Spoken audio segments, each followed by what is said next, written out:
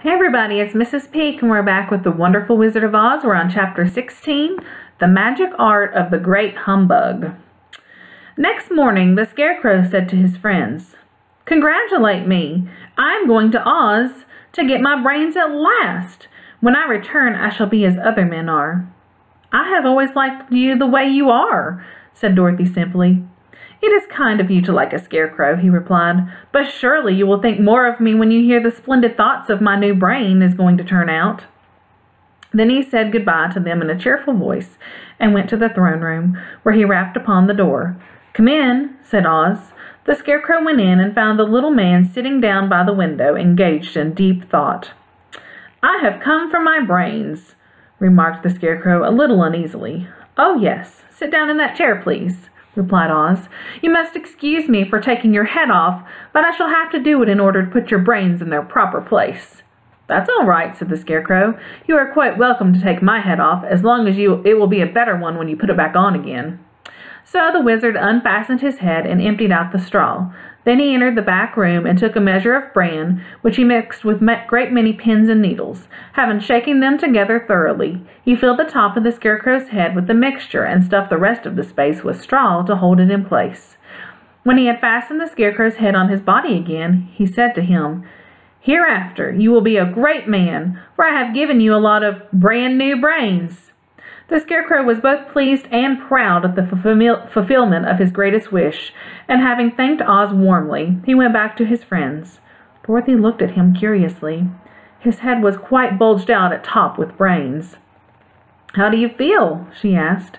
"I feel wise indeed," he answered earnestly. "When I get used to my brains, I shall know everything." "Why are there needles and pins sticking out of your head?" asked the Tin Woodman.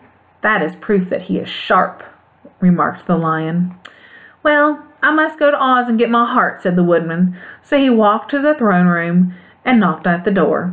"Come in," called Oz, and the Woodman entered and said, "I have come for my heart." "Very well," answered the little man, "but I shall have to cut a hole in your breast so that I can put your heart in the right place. I hope it won't hurt you." "Oh, no," answered the Woodman, "I shall not feel it at all." So Oz brought out a pair of tinsmith's shears and cut a small square hole in the left side of the Tin Woodman's breast. Then going to a chest of drawers, he took out a pretty heart made entirely of silk and stuffed with sawdust. "Isn't it a beauty?" he asked. "It is indeed," replied the Woodman, who was greatly pleased. "But is it a kind heart?" "Oh, very," answered Oz. He put the heart in the woodman's breast and then replaced the square of tin, soldering it neatly together where it had been cut. "There," said he. "Now you have a heart that any man might be proud of. I'm sorry I had to put a patch on your breast, but it really couldn't be helped." "Never mind the patch," exclaimed the happy Woodman. "I am very grateful to you and shall never forget your kindness." "Don't speak of it," replied Oz. Then the Tin Woodman went back to his friends, who wished him every joy on account of his good fortune. The Lion now walked to the throne room and knocked on the door. "Come in," said Oz. "I have come for my courage," announced the Lion, entering the room. "Very well," answered the little man. "I will get it for you." He went to a cupboard and, reaching up to a high shelf, took down a square green bottle, the contents of which he poured into a green gold dish, beautifully carved. Placing this before the Cowardly Lion, who sniffed it as if he did not like it, the wizard said, "Drink."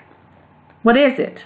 asked the Lion. "Well," answered Oz, "if it were inside of you, it would be courage. You know, of course, that courage is always inside one, so that this really cannot be called courage until you have swallowed it. Therefore, I advise you to drink it as soon as possible."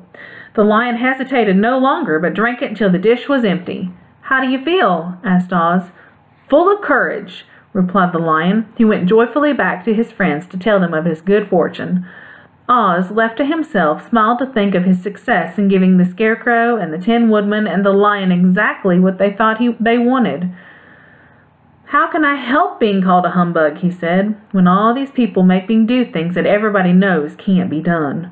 It was easy to make the Scarecrow and the Lion and the Woodman happy because they imagined I could do anything.